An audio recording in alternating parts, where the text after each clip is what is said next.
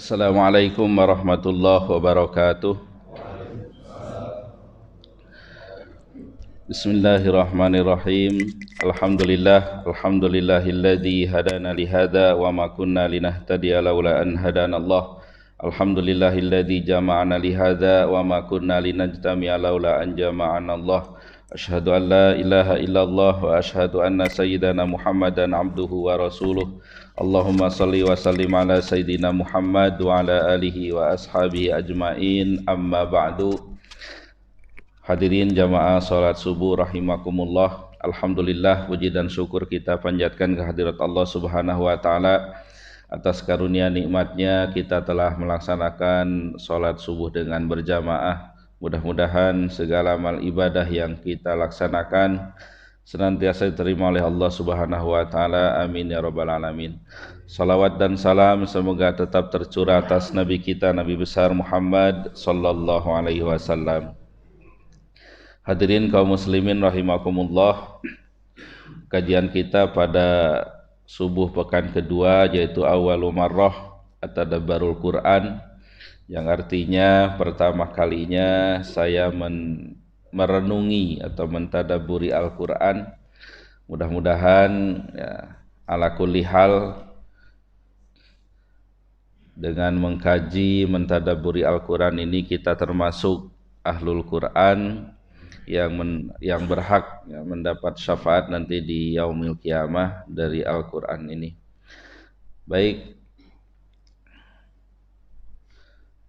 kemarin sampai halaman 28 di mana di situ disampaikan muwafaqatu awwali surah li akhiriha, kesesuaian awal surah, tema awal surah dengan akhir surah. Jadi setiap surat ya, dalam Al-Quran itu tema-temanya ya ini menarik bagi kita. Jadi ada kaitannya antara awal dan akhir. Dalam surah Al-Baqarah, kesesuaian awal dan akhirnya itu adalah sifat orang yang bertakwa. Yang pertama itu yang beriman kepada yang gaib. Kemudian diakhiri juga dengan sifat ini, yaitu sifat beriman kepada yang gaib. Yaitu amanar rasulu bima unzila ilaihi mir rabbihi wal mu'minun kullun amana billahi wa malaikatihi wa kutubihi wa rusulihi la nufarriqu baina ahadi mir rusulih wa qalu sami'na wa ata'na ghufranaka rabbana wa ilaikal masir. Wa hadza aidan imanun bil ghaib. Ini juga merupakan keimanan kepada yang gaib. Nah, mengenai yang gaib ini dulu sudah kita bahas, yaitu segala sesuatu yang tidak bisa ditangkap oleh panca indera. Kalau yang lawannya yaitu syahadah atau zahir, yaitu yang bisa ditangkap oleh panca indera. Contohnya umpamanya angin, walaupun tidak bisa dilihat oleh mata tapi bisa dirasa oleh kulit katakanlah. Itu termasuk syahadah, termasuk alam yang zahir, bukan yang gaib.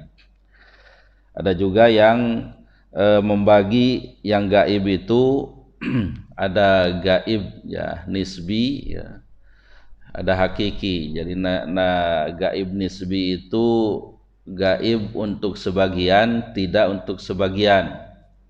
Nah, ada yang membagi seperti itu. Katakanlah seperti apa yang terjadi di Masjid Mujahidin. Nah, kita kan tidak tahu, tapi yang sana tahu begitu. Nah, itu ada yang menyebutkan gaib juga gitu. Tapi kalau kita melihat Al-Qur'an ya menyebut hanya alimul ghaibi wasyahadah ya. Jadi yang gaib dan yang syahadah.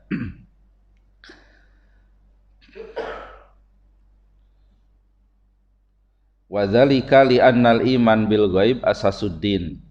Hal tersebut karena keimanan kepada yang gaib merupakan pondasi agama.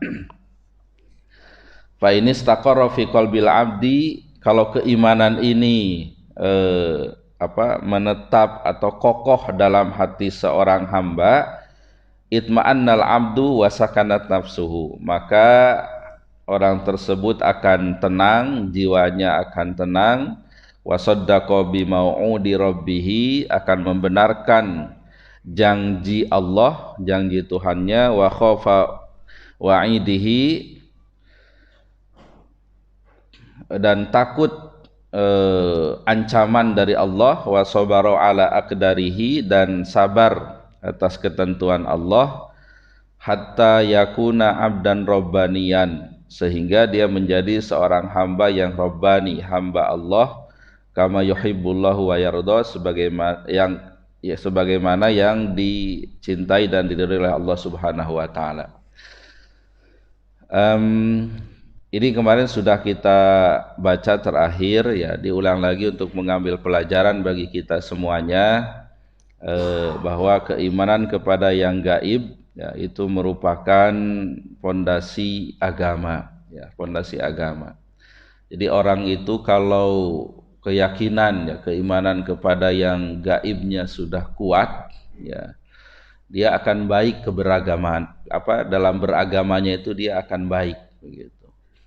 Karena segala sesuatu yang katakanlah menimpa dirinya, atau segala hal yang ada di yang dekat dengan dirinya selalu dikaitkan dengan yang gaib, ya, dengan yang gaib. Yang gaib itu ya kepada Allah, yakin kepada malaikat, yakin adanya akhirat, gitu.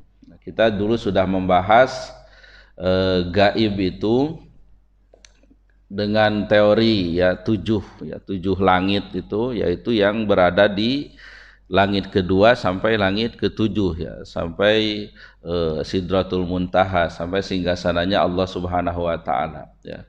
Dan kita yakini bahwa surga dan neraka itu dari sekarang pun sudah ada, gitu, sudah ada. Karena jadi bukan nanti kiamat baru diciptakan lagi surga neraka, gitu. Karena Al-Quran sendiri berbicara, bahasanya itu wa uzlifatil jannah, ya, ketika surga didekatkan, ya, ketika surga didekatkan. Jadi sekali lagi, kalau sudah kokoh, ya, kalau sudah kokoh maka orang itu akan tenang, begitu. Apapun yang menimpanya, ingat itu ketentuan Allah Subhanahu wa taala. Ketika dengar azan, ingat yang memanggil itu hakikatnya bukan muazzin, tapi Allah Subhanahu wa taala. Ketika ada hal dosa, katakanlah dia segera ingat Allah, bahwa itu dilarang oleh Allah dan diancam dengan neraka, dan lain sebagainya. Baik, kita lanjutkan al-mihwar ar-ra'isi li surah, tema pokok dalam surah Al-Baqarah, ya. Jadi ada temanya sebagai kesimpulan dari penulis buku ini, yaitu al-istikhlafu fil ardi biman hajillahi ta'ala. Istikhlaf itu memimpin, ya, memimpin. Asal artinya itu dari khalafa, ya, menggantikan. Artinya menggantikan peran Allah Subhanahu wa taala, ya, dalam memimpin dan mengurus bumi, ya. Biman hajillah, dengan sistem, dengan aturan, dengan kurikulum dari Allah Subhanahu wa taala. Wa qad aradat as-suratu wa bayanat hadzal hadfa wa hadzal manhaj bitartibin badi'. Surah Al-Baqarah menyampaikan, ya, dan menjelaskan tujuan memimpin bumi ini, dan hadzal manhaj, dan sistem dari Allah, ya, bitartibin badi', dengan urutan yang sangat indah, wa tasalsulin ra'i, dan keterkaitan yang sangat unik, yasilu ilal qulub, yang sampai kepada hati, wal uquli, dan ukul, bisalah satin wa yusrin, dengan mudah dan gampang. Salasah yusrin itu hampir sama artinya mudah gitu. Nah, nanti insyaallah dalam surah Al-Baqarah ini akan dibahas namanya al-manhaj wad dustur ya. Jadi sistem dan perundang-undangan dari Allah Subhanahu wa taala ya. Kalau bumi ini ingin baik ya, ya istilah khilafah itu kita jangan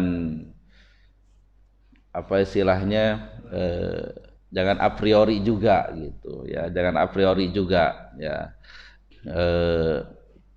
Jadi ya biasa saja ya, karena itu bahasa Arab ya, istikhlaf ya. Bahkan Al-Qur'an sendiri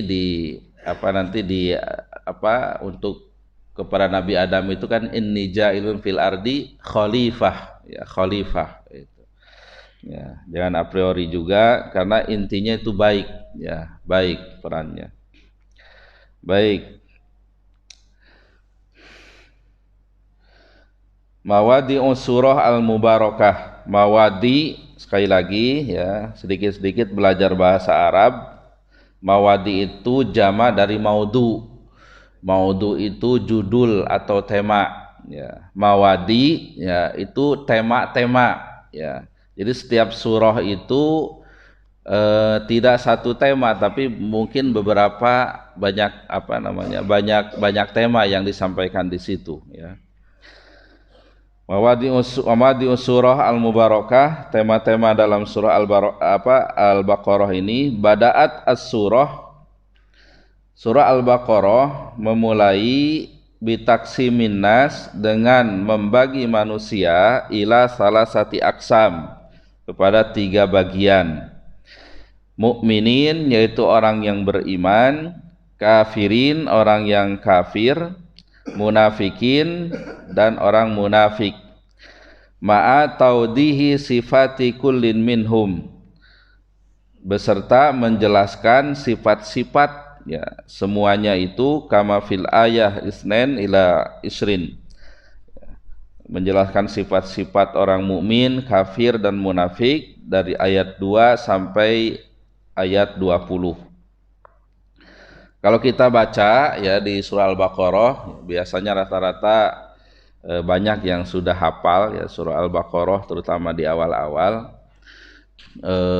Paling tidak sampai wabil akhirati hum yuqinun ulaika ala hudamir rabbihim wa ulaika humul muflihun. Paling tidak sampai di situ itu rata-rata sudah hafal ya, sudah hafal. Nah, yang pertama itu merupakan sifat orang yang beriman. Yang beriman itu porsinya 4 ayat ya, 4 ayat.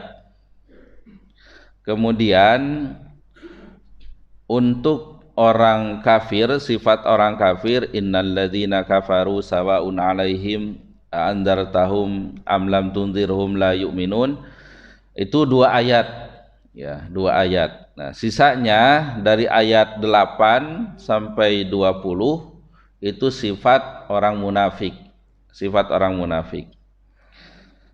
Baik.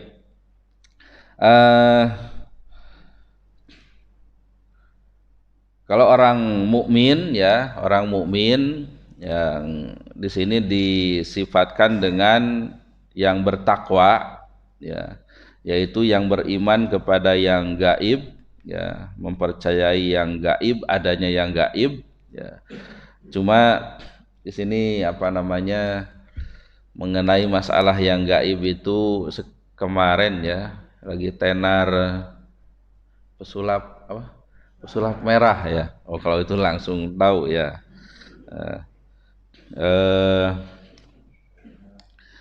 Yang membongkar katanya sihir-sihir itu ya.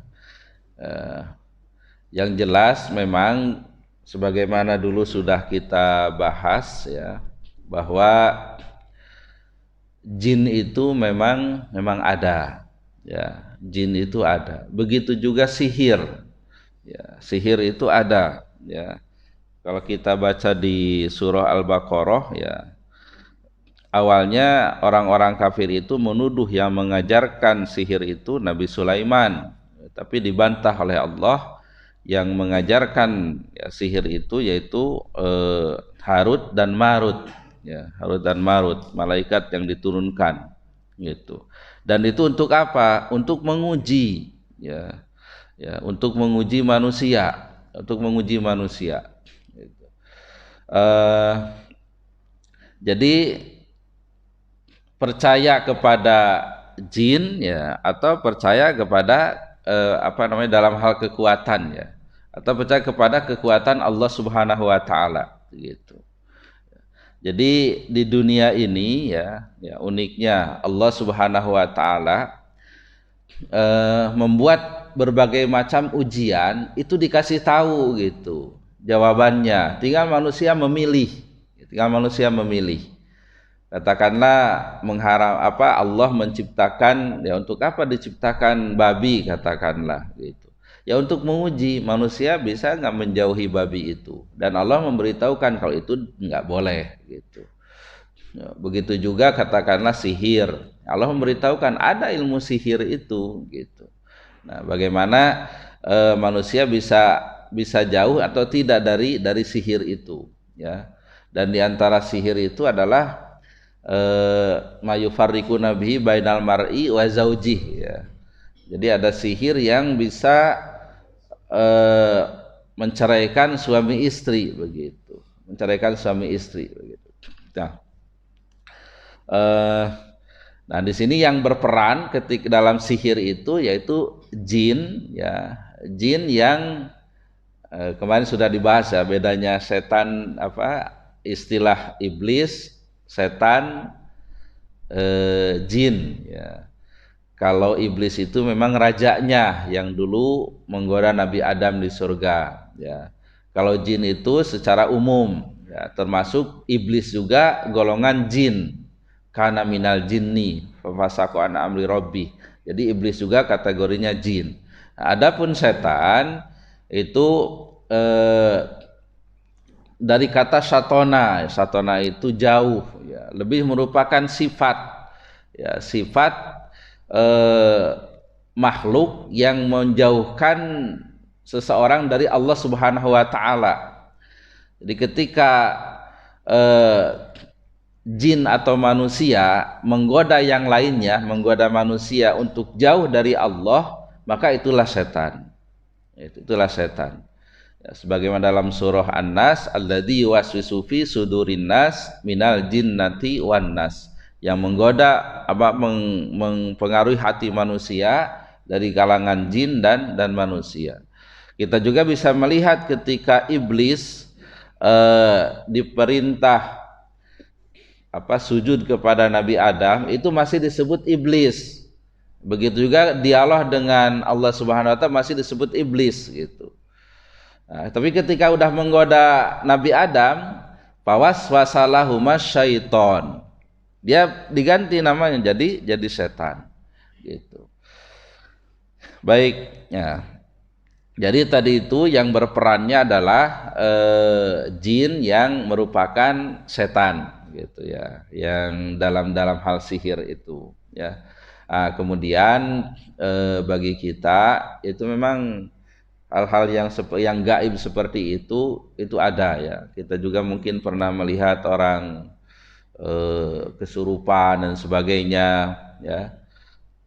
Baru 2 minggu yang lalu saya juga melihat yang kesurupan itu. Memang ada seperti yang masuk ke dalam tubuh manusia begitu. Nah, itu memang diantara penyebabnya ya, diantaranya dia memelihara katakanlah barang-barang yang dipercaya gitu, dipercaya punya kekuatan dan sebagainya, atau dia mengamalkan sesuatu yang tidak maksur, yang tidak ada dasarnya, gitu. Nah, ya, untuk hal itu ya Allah Subhanahu wa taala ya, melalui Nabi Muhammad sallallahu alaihi wasallam menurunkan contoh ya, bagaimana menangkal sihir tersebut, yaitu dengan bacaan-bacaan ruqyah syar'iyyah, ya, bacaan-bacaan yang memang ada contohnya dalam Al-Quran, dipraktekkan juga dalam hadis dan sebagainya.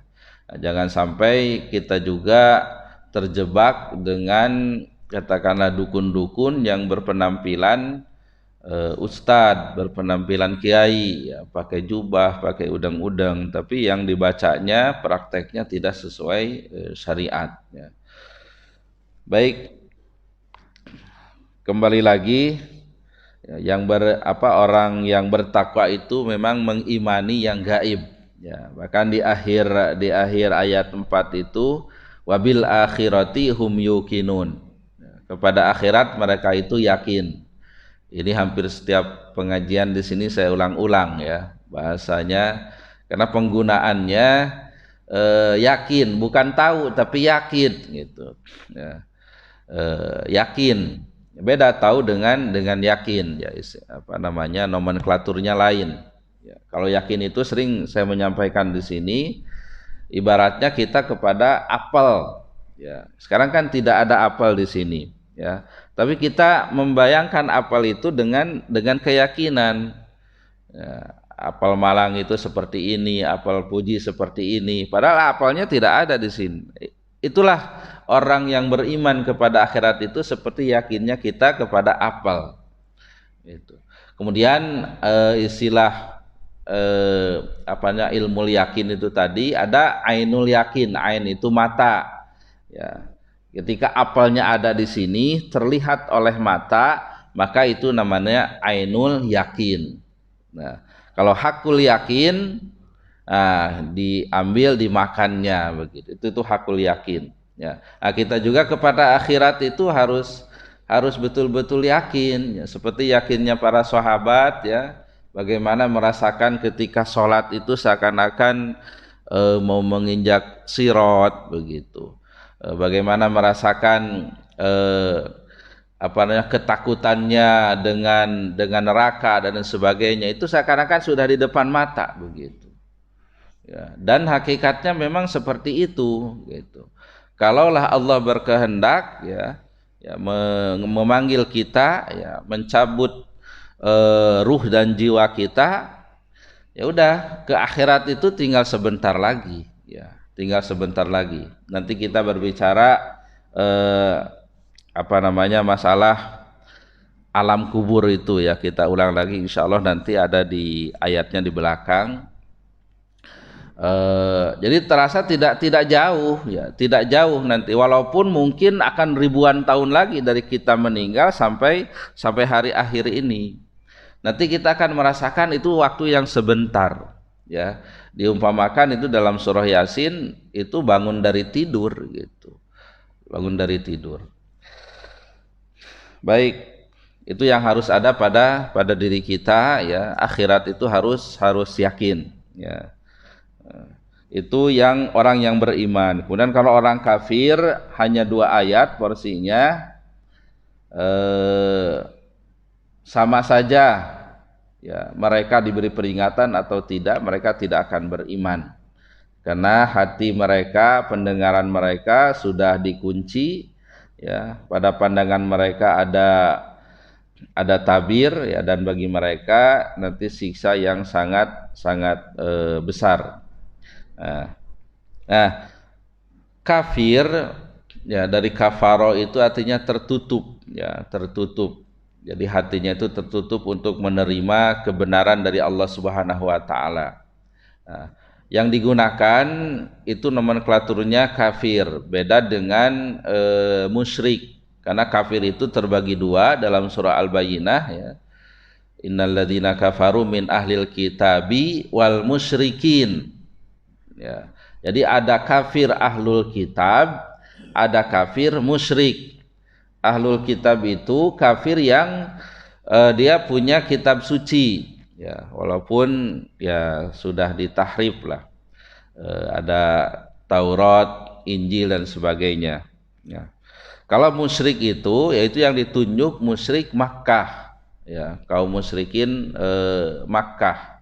Nah, kenapa ini dibedakan nomenklaturnya? Kita bisa melihat di ayat yang lain, ya. Ketika berbicara masalah perkawinan, pernikahan, nanti dalam surah Al-Baqarah juga, itu ayat 221, itu larangan menikahi perempuan musyrik dan melarang menikahkan anak perempuan dengan laki-laki musyrik, ya. Wala tankihul musyrikati hatta yu'mina, al-ayah, ya. Jadi tidak boleh menikahi perempuan-perempuan musyrik begitu. Nah, berbeda dengan surah Al-Maidah ayat 5. Itu di situ disampaikan kebolehan menikahi ahlul kitab. Nah, jadi boleh menikahi ahlul kitab, dan memang menurut madhab yang 4 dasarnya menikahi ahlul kitab itu boleh, ya, menikah dengan Yahudi, dengan Nasrani, dan itu dipraktekkan oleh para sahabat seperti Utsman bin Affan, kemudian Hudzaifah yang menikahi perempuan Nasrani, tapi di akhirnya yang dinikahi itu masuk Islam. Nah, untuk saat ini bagaimana menikahi ahlul kitab? Ya, jadi begini, al hukmu itu kan yaduru ma'al illah, ya, wujudan wa adaman. Hukum itu ada sesuai dengan alasannya, ya, baik itu adanya atau tidak adanya itu hukum. Nah, dalam masalah perkawinan, kalau kita baca di Al-Fiqhu ala Madzahibil Arba'ah, ya, Al-Jaziri, itu disebutkan, ya, hukum menikah itu dasarnya boleh, tapi bisa menjadi turunnya itu bisa menjadi 5. Nah, ya, sebagai hukum taklifi, yang pertama bisa wajib, bisa sunnah, bisa mubah, bisa makruh, bisa haram. Nah, nikah yang wajib bagaimana? Orang yang sudah mampu untuk menikah, dia juga sudah punya niat untuk menikah, dan kalau tidak menikah dikhawatirkan akan berzina, maka itu hukumnya wajib. Kalau yang sunnah, dia sudah mampu untuk menikah, tapi dia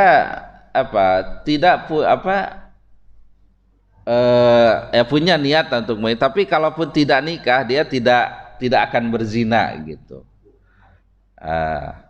Itu sunnah. Kalau yang makruh, dia itu bukan yang mubah, dia sudah mampu menikah tapi belum ada niat itu. Nah, itu tuh mubah. Kalau yang makruh, dia niatnya ada tapi belum mampu, dikhawatirkan menelantarkan istri dan sebagainya gitu. Tapi dasarnya orangnya baik gitu, niat nikah itu baik, itu makruh. Kalau yang haram, dia punya niat nikah tapi untuk menyakiti pasangannya, untuk menyakiti istrinya umpamanya. Nah, itu haram. Nah, begitu juga sama poligami juga sama.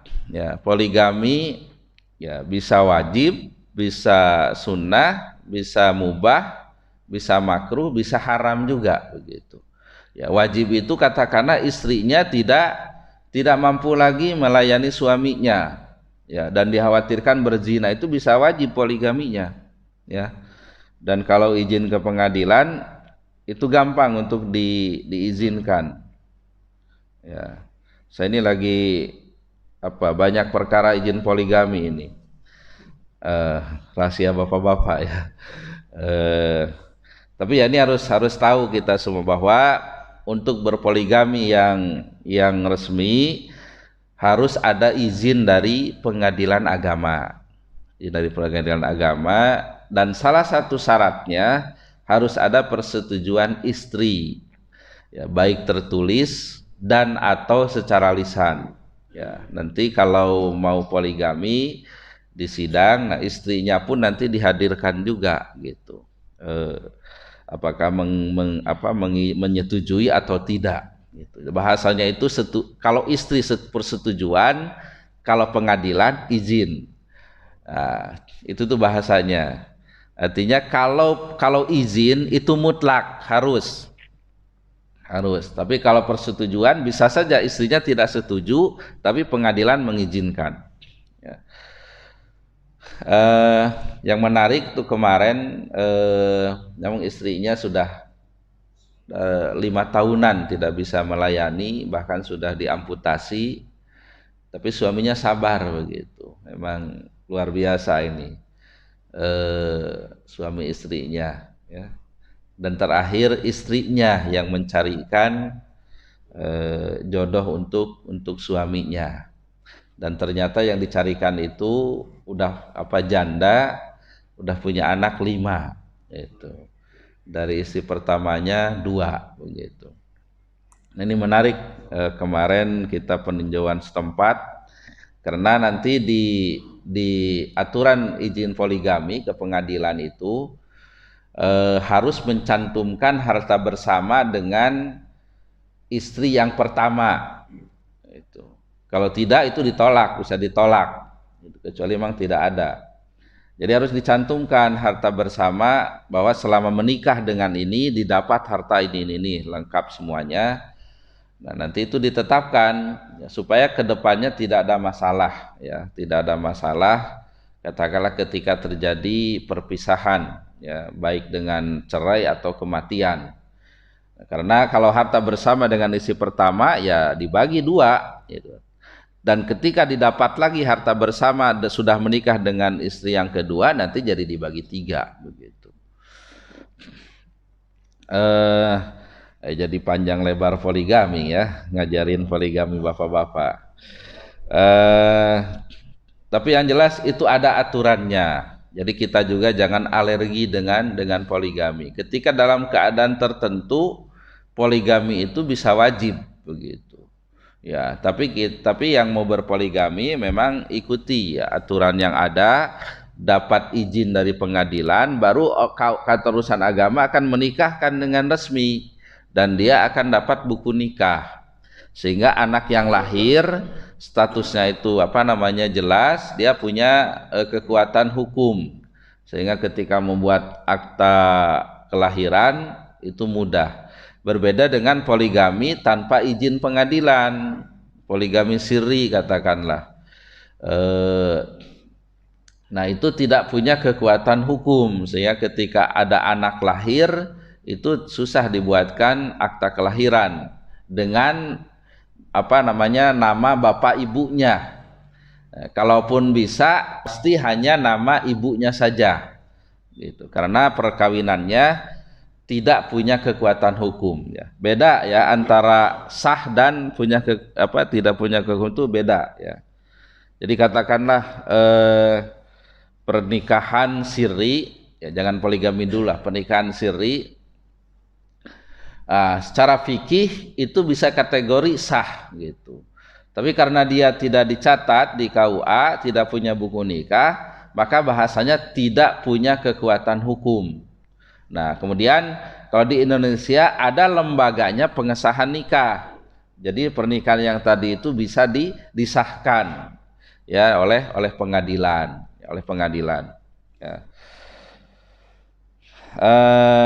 Baik, ini nyerempet ke hukum positif, ya tidak apa-apa untuk kawasan kita semuanya. Kembali lagi ya, tadi pernikahan itu bisa 5 ya, bentuknya itu 5. Nah, maka menikahi ahlul kitab juga sama, bisa jadi 5 juga hukumnya ya. Bisa wajib, mungkin di daerah tersebut yang ada perempuannya hanya ahlul kitab saja gitu. Dan si laki-laki ini yakin ketika menikah dengan ahlul kitab itu dia bisa merekrut si perempuan itu menjadi Islam katakanlah, ya, bisa jadi wajib begitu, dan dikhawatirkan berzina dan sebagainya. Terus sunnah, mubah, makruh, haram. Nah, tapi untuk konteks Indonesia ya ada kekhawatiran karena ada penelitian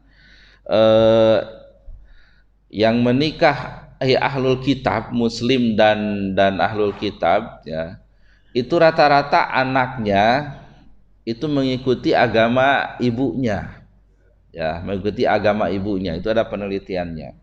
Nah, sehingga dikhawatirkan untuk konteks Indonesia, dikhawatirkan anak keturunannya itu ikut agama ibunya, dan dikhawatirkan ya memang laki-lakinya ini tidak bisa membawa istrinya gitu. Karena ya memang mereka itu militan juga untuk merekrut ke agamanya itu, ya. Nah, ini harus hati-hati. Maka untuk konteks Indonesia ya bisa kategori makruh atau haram begitu. Haram itu bisa umpamanya menyebabkan dia masuk agama ahlul kitab itu gitu, masuk agama lain, itu bisa haram kategorinya gitu. Baik. Nah, ini istilah apa namanya nomenklatur kafir, musyrik, ahlul kitab, yaitu dibedakan. Ya, itu dibedakan, nanti terutama kelihatan perbedaannya dalam konteks menikah.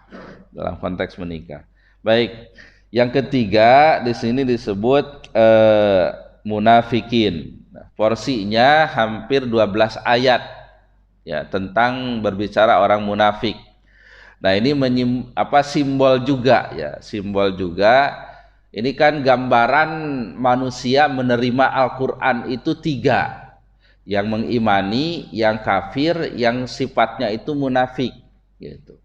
Kemudian porsi banyaknya juga ya melihat ayatnya gitu. Ya, ayatnya sekitar 4% itu berapa lah, dari 20 itu berapa, kafir itu 2, sementara munafik banyak gitu. Nah, ini juga simbol juga bahwa ya orang munafik itu lebih banyak juga daripada orang kafir begitu, daripada orang kafir. Mengenai munafik ini ya, ini ayatnya sampai 12, kemudian nanti dijelaskan juga dalam surah An-Nisa ya. Bahkan nanti juga ada surat khusus yaitu Al-Munafikin, mengenai orang-orang munafik. Nah, ini juga harus jadi pelajaran bagi kita semuanya. Jangan sampai kita kategori orang munafik ya, karena sifat-sifatnya itu sangat jelas sekali ya, sangat jelas sekali ya. Bagaimana dalam hal kebaikan, berinfak itu sangat sulit sekali begitu.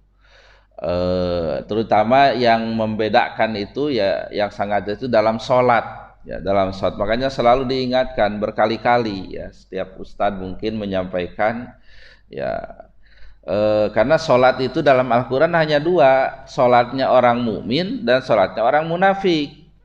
Nah, sholat orang mukmin itu dalam surah Al-Mu'minun itu yang khusyuk.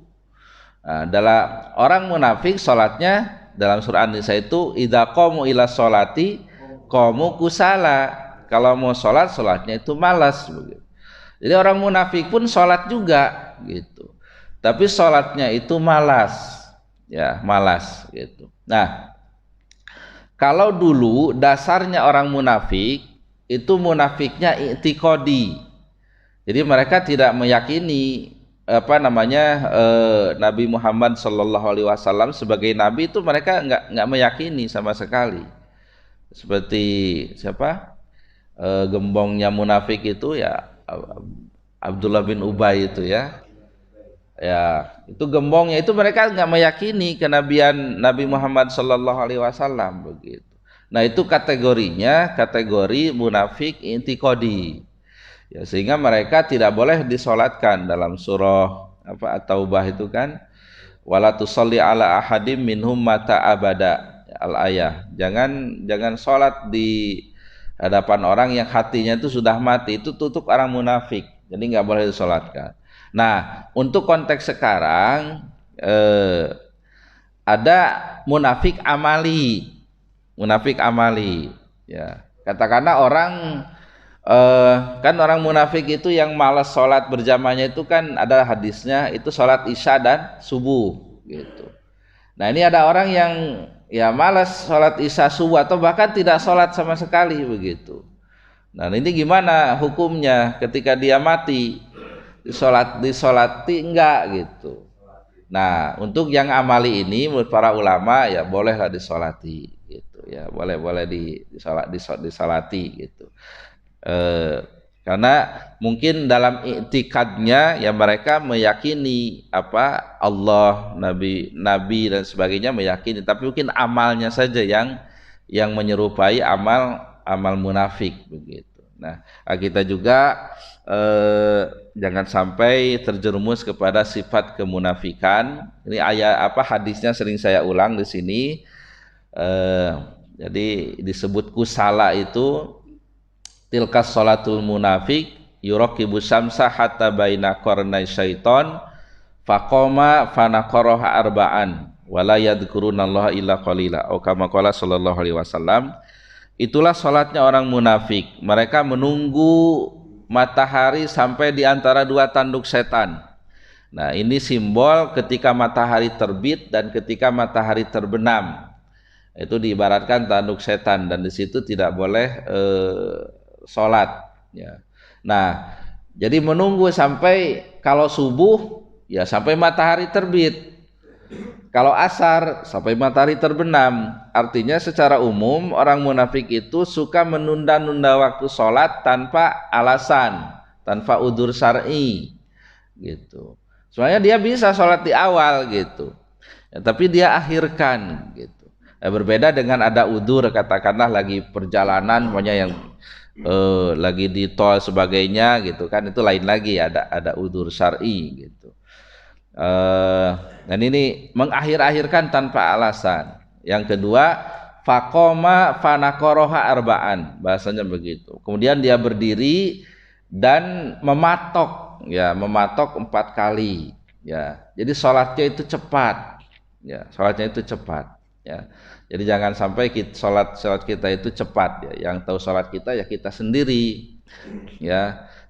Sering saya menyampaikan juga di sini ya, jangan sampai kita ditegur ya. Seandainya Nabi ada kita sholat kemudian Nabi menegur, yang hadis itu menyuruh sahabat mengulang sholatnya itu irji fasolli fa innaka lam tusolli ya. Jadi ya, Nabi sedang berkumpul, ada sahabat tapi sahabatnya tidak disebutkan siapa namanya, kemudian tidak juga disebutkan sholatnya apa, mungkin sholat tahiyatul masjid atau apa gitu. Ketika setelah sholat menghampiri Nabi baca salamnya dijawab, tapi Nabi menyatakan irji fasolli fa innaka lam tusolli, balik lagi, sholat lagi, tadi kamu belum sholat gitu. Dalam hadis itu ada satu riwayat sampai 3 kali orang ini mengulang sholatnya gitu. Akhirnya dia menyerah, saya tidak bisa yang lebih bagus dari ini ya Rasul begitu. Nah, akhirnya Nabi mengajari sahabat tersebut bagaimana sholat ya. Setelah berdiri baca takbir, kemudian faqra ma tayassara minal Qur'an, baca Al-Quran, lebih spesifik Al-Qurannya itu surah Al-Fatihah ya. Nah kemudian ini nggak apa-apa diulang ya. Jadi Al-Fatihah itu kemarin sudah saya sampaikan afdolnya ya. Kalau kita baca di surah Al-Muzammil tentang warattilil Qur'ana tartila, bacalah Al-Quran dengan tartil. Di situ ada 2 hadis. Yang pertama hadis riwayat Aisyah, yang kedua hadis riwayat Ummu Salamah. Hadis Aisyah itu hadis tentang tatwilul huruf, memanjangkan huruf. Jadi tidak gerasa gerusuk bacanya itu. Jadi santai begitu. Yang kedua qat'ul ayah, itu hadis Ummu Salamah. Nabi kalau sholat itu setiap ayatnya berhenti ya, walaupun boleh wasol gitu, tapi afdolnya berhenti setiap ayat ya. Alhamdulillahirabbil alamin Ar-Rahmanir Rahim gitu. Jadi berhenti setiap ayat. Jadi tidak cepat. Kemudian mengenai surah, memang ada hadis-hadis Nabi membaca surah ini setelah maghrib, setelah isya, setelah subuh begitu. Memang ada contohnya ya. Seperti kalau Jumat itu ya ayat sajadah ya, subuh Jumat itu sajadah sama ad-dahr ya. Nah, Tapi secara umum, ya secara umum salat subuh itu surat-suratnya at-tiwal al-mufassal bahasanya. At-tiwal al-mufassal itu surah-surah yang panjang. Ya, surah-surah yang panjang. Kalau maghrib itu al-qisar al-mufassal. Ya, surah-surah yang pendek. Tapi surah yang pendek itu kategorinya dari surah ad-duha sampai at-takatsur gitu. Nah, kalau yang isya itu yang pertengahan. Kalau mengajari muaz itu kan as-samsu ya, ukurannya itu surah as-samsu, ad-duha gitu. Itu salat isya seperti yang pertengahan gitu. Nah, ini juga salat maghrib kadang kita juga mendengar awalnya surah Al-Kafirun, kemudian ininya Al-Ikhlas, ya boleh-boleh saja sebenarnya.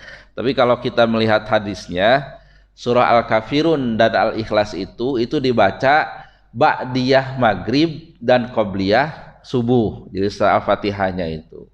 Jadi bukan ketika maghribnya, bukan ketika maghrib, salat maghribnya. Walaupun itu juga boleh dibaca begitu. Ya itu tuh masalah bacaan surah ya, karena memang itu sunnah kategorinya. Tapi juga jangan sampai sama sekali enggak ya.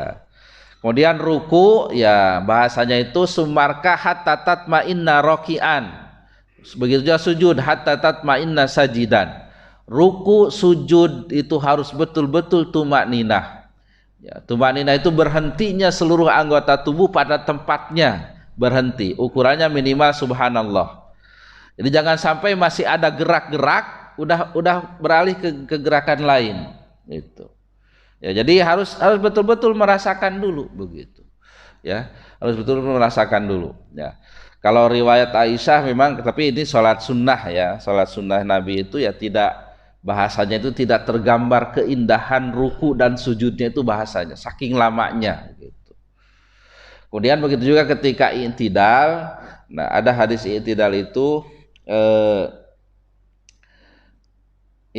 innallaha la yanduru sholata abdin la yuqimu fiha sulbahu baina ruku'iha wa sujudiha atau kama qala sallallahu alaihi wasallam. Sesungguhnya Allah tidak melihat salatnya seorang hamba yang tidak tegak tulang rusuknya antara ruku dan sujudnya. Jadi ketika i'tidalnya tidak tegak begitu. Tidak dilihat lagi oleh Allah begitu. Artinya tidak diterima, tidak bagus salatnya. Jadi belum sampai tegak udah meluncur sujud begitu. Nah, adapun menyimpan tangan setelah i'tidal, nah ini majalul khilaf, ya beda pendapat. Itu silahkan saja mau mana, mau ditekap begini, mau dikebawahkan, ya terserah. Cuma yang saya baca memang tidak ada dalil hadis khusus tangan itu di mana ketika i'tidal gitu. Berbeda ketika qiyam, ketika baca Al-Fatihah. Itu kan banyak riwayatnya, ada yang di sini, ada yang di sini dan sebagainya, gitu. Nah, ketika i'tidal itu tidak ada di mana tangan gitu. Sehingga banyak yang dilepaskan. Tapi melihat keumuman hadis ya, bahwasanya ketika Nabi berdiri, nah itu kan bahasanya Nabi berdiri, Nabi menyimpan tangannya di sini gitu. Nah, sehingga ada yang berpendapat karena ada hadis yang umum yang menunjukkan bahwa Nabi menyimpan tangannya, katakanlah yang di dada sebelah sini gitu. Nah, ada yang menyebutkan ya yang utama sini gitu. Tapi ya itu tuh hanya pendapat ya mengenai menyimpan tangan itu masalah majalul khilaf ya. Begitu juga bacaan-bacaan ketika ruku, sujud dan sebagainya ya. Yang menjadi catatan di sini salat itu harus tumakninah. Ya, harus tumakninah. Jangan sampai kita kategori salatnya orang munafik. Ini selalu diingat-ingat khususnya untuk diri saya sendiri, karena memang ya salat itu sulit ya, untuk khusyuk itu sulit ya, karena ya memang godaan setan tadi. Makanya di antara solusinya itu ya dengan berjamaah itu ya, dengan berjamaah karena dengan berjamaah itu untuk peluang diganggu oleh setannya itu beda dengan ketika menyendiri gitu. Karena ada juga itu apa namanya penjelasannya ketika sholat sendiri itu ingat ini dan sebagainya, sehingga rokaat pun lupa begitu. Nah bawaannya pengen cepet juga begitu. Nah ini mengenai masalah sholat ya, silahkan kita evaluasi masing-masing sholat kita. Yang jelas jangan sampai seandainya Nabi melihat kita sholat, Nabi menyuruh kita mengulang sholat kita gitu. Baik, Bapak Ibu sekalian, sudah jam 6. Di sini baru sedikit yang kita baca, tapi mudah-mudahan ada manfaatnya. Barangkali ada yang salah perlu diluruskan, atau mungkin ada yang kurang perlu ditambah, atau mungkin ada pertanyaan untuk didiskusikan. Oh iya. Waalaikumsalam.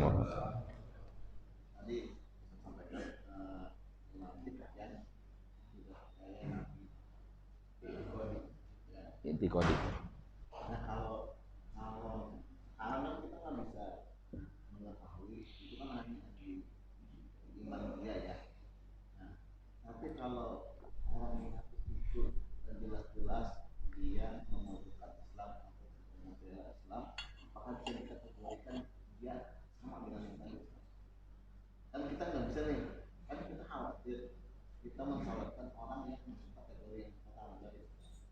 Tapi kalau dilihat dari perilaku tindakannya jelas dia orang yang tidak membela Islam bahkan memojokkan Islam, apakah bisa dikategorikan itu? Ya.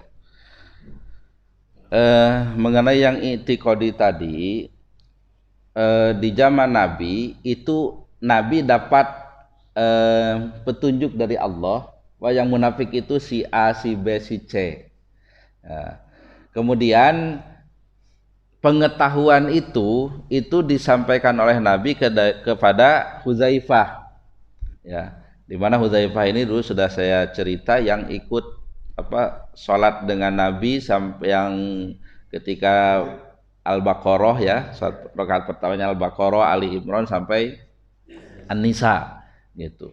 Nah, sehingga disebut Huzaifah Al-Yamani ini sebagai sahibu sirri Rasulillah, pemilik rahasia Rasulullah Shallallahu Alaihi Wasallam. Karena Nabi secara khusus memberikan nama-nama orang munafik itu tidak kepada Abu Bakar, tidak kepada Umar, tidak kepada Utsman, tapi khusus kepada Huzaifah. Dan Huzaifah ini diberi karunia umur panjang sampai Khalifah Umar, ya. Sehingga Umar itu kalau ada yang meninggal dunia, dilihat dulu Huzaifah ada nggak di situ menyolati, gitu, mensolatkan, gitu. Nah, kalau Huzaifah ada, Umar baru, gitu. Kalau tidak, Umar tidak, gitu. Nah, karena itu memang jelas, ya, jelas ada bukan sanad, ya. Nah, sekarang kan kita tidak tahu i'tikad itu, dan orangnya sudah tidak semacam Huzaifah ini tidak ada. Ya kita husnudon saja. Mungkin itu hanya munafiknya amali, ya amali, ya nggak apa-apa, kita solati, kita solati gitu, ya. Jadi kalau yang i'tiqadi tadi, ya memang secara sejarah itu tadi jelas, ya, di zaman Nabi, kemudian di zaman sahabat ada sahibus sirri itu Huzaifah yang diberitahu oleh Nabi nama-namanya, ya. Setelah itu ya kita walau alam kita nggak tahu yang i'tiqadi itu siapa gitu. Oleh karena itu ya kita anggap amali saja, gitu, amali saja. Wallahu a'lam. Ya, ya silakan.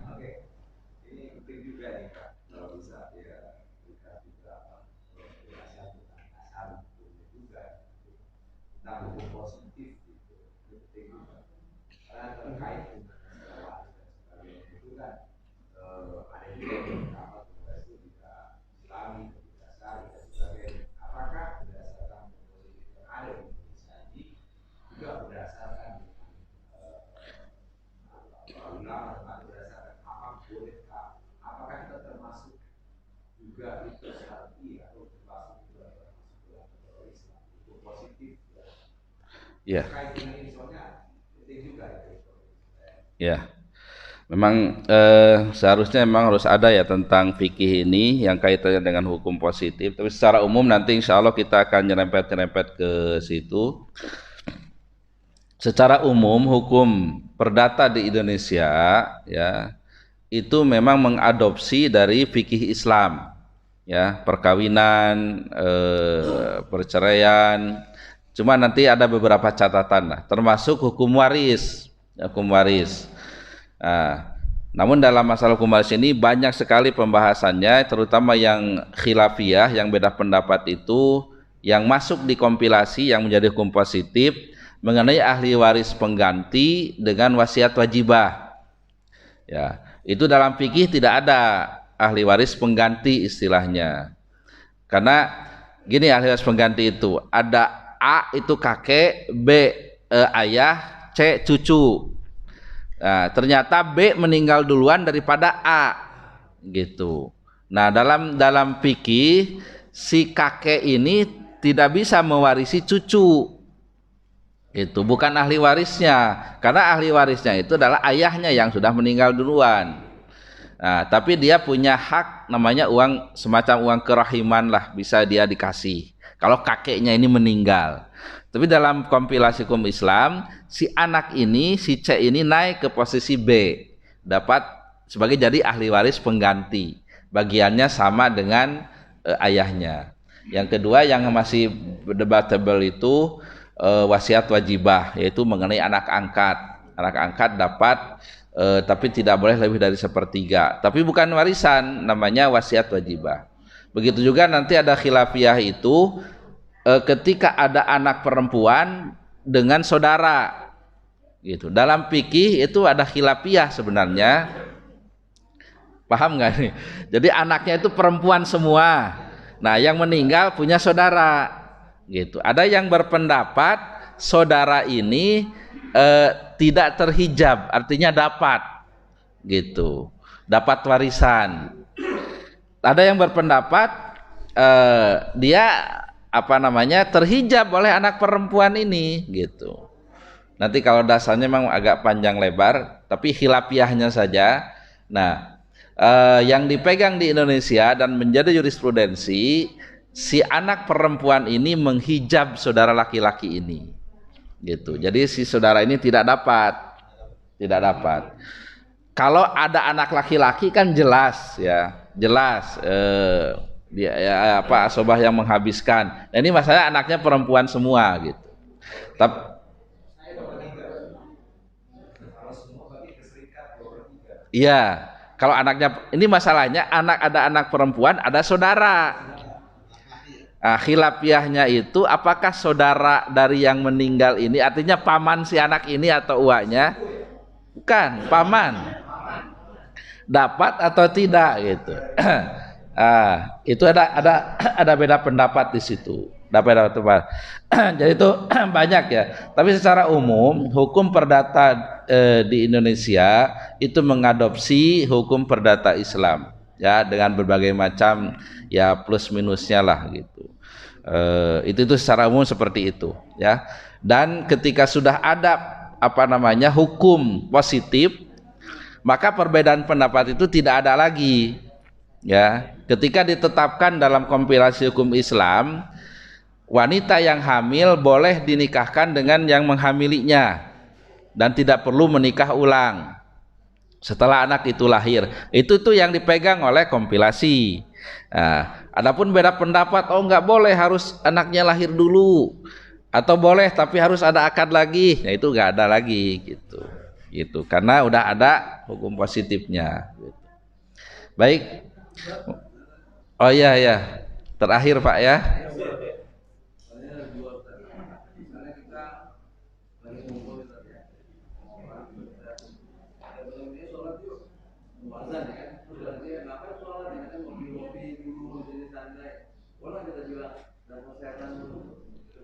Apa?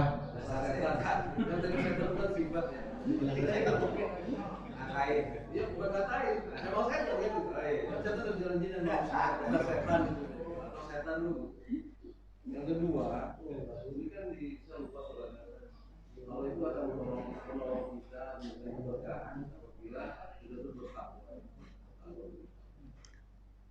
Sekarang kalau dari patokannya kalau syukur kalau kita tuh ciri-ciri orang yang munafik itu ada agak banyaknya yang orang munafik dan agak banyak orang musuh kita gitu. Mati musuh kita. Karena kan munafik itu kalau bertemu sama kita dibilang saya bagian dari kamu, tapi kalau bertemu orang kafir, orang musyrik segala macam, sebenarnya saya bagian dari kalian. Musuh dalam selimut, agak mengerikan gitu. Kita berada di belakang ya, kalau seperti itu. Dan ada satu, saya mau tanya juga, ada satu ulama di sini, tapi bukan di kita, bukan di dalam ini. Dia pernah cerita gitu. Dia dipilih jadi RT, dia bilang kalau warga saya kalau jadi RT harus ini berjamaah di masjid. Kalau enggak, kalau mati nggak ada sholat. Menurut pendapat Ustaz gimana sikapnya? Ya, baik.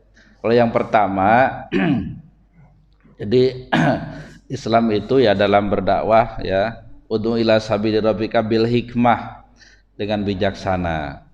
Jadi bukan berdakwah itu menimbulkan masalah gitu. Ya, kita pun kadang menyayangkan ketika ada yang berdakwah tapi malah bikin keresahan, bikin itu tidak boleh karena Nabi tidak mencontohkan seperti itu. Ya kalau tidak mau ya sudah tidak mau begitu. Nah, jadi nggak boleh kita bilang dasar setan atau apa, nggak boleh. Dan itu akan timbul keresahan, timbul masalah, ya akan timbul permusuhan. Ya itu tidak baik karena itu melanggar sesama kita ini adalah saudara gitu. Kemudian mengenai tadi RT yang tadi ya saya kira ya nggak boleh juga terlalu dalam tanda petik ekstrim. Kalau mengajak ya dengan dakwah sebagainya itu keharusan. Tapi Nabi sendiri punya tugas itu innama alaikal balag. Ya. Kewajiban itu hanya menyampaikan begitu, hanya menyampaikan, bukan untuk memaksa. Ya, katakanlah kalau orang kafir la ikrafi hanya menyampaikan begitu. Ya, bukan untuk memaksa dan timbul masalah begitu. Ya, walaupun nanti ada konteks ya di Al-Baqarah ini konteks perang. Ada juga jihad wal qital. Dan sampai sekarang jihad dan qital itu hukumnya tidak dicabut, masih ada gitu. Nah itu tapi kita lihat konteksnya. Ya. Tapi untuk masalah dakwah apalagi yang mengaku muslim, ya kita hanya menyampaikan, ya menyampaikan, mendoakan dan sebagainya. Ya bukan ya kalau kalau mau ikut atau tidak ya terserah begitu. Ya. Bukan forumnya untuk memaksa ya. Baik, mungkin itu saja. Mudah-mudahan ada manfaatnya. Kita akhiri dengan doa kafaratul majlis. Subhanakallahumma wa bihamdika asyhadu an la ilaha illa anta astaghfiruka wa atubu ilaik. Alhamdulillahirabbil alamin. Assalamualaikum warahmatullahi wabarakatuh.